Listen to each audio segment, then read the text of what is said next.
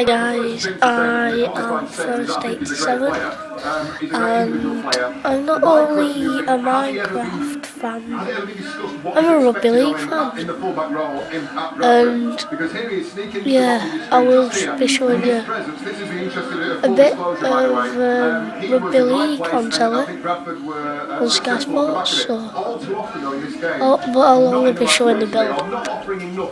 Here we are.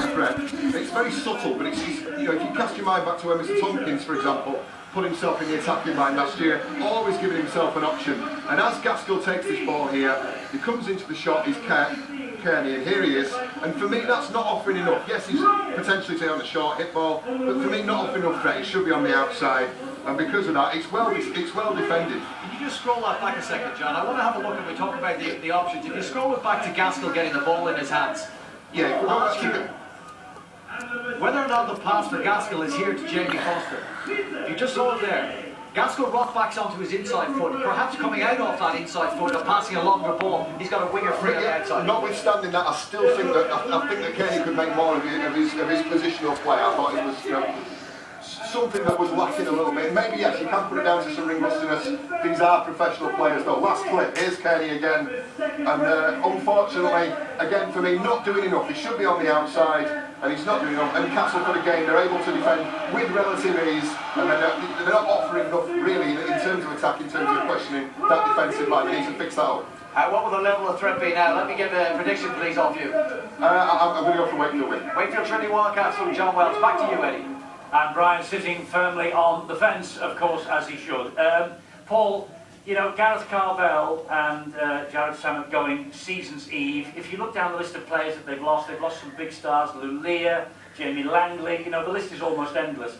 How will that affect Bradford this year? Because the group that has been so tight lately, with all the problems they've had off the field, the group has suddenly begun to split up. Well, I don't think the Gareth Carvel situation will affect it too much because he's gone without actually being there in reality.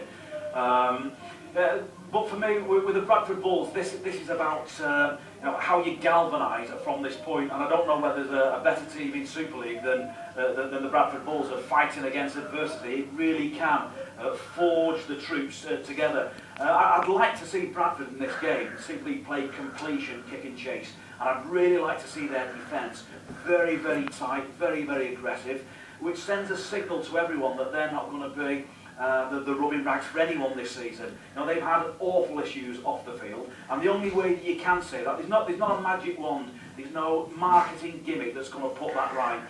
There's going to be 17 guys working hard, sweating, bleeding for each other tonight. That's the only way you can get this back on track. Steve, I was boots all the other week, there were 3 names on everybody's list: London, and these two, Bradford and Wakefield. Now look, if Bradford gets 6 points deducted over the weekend, and we won't know until early next week, is that curtains for them? Are they gone in 2014 if they lose 6 points? No, I wouldn't think so, but they'd certainly be very precarious, that is for sure.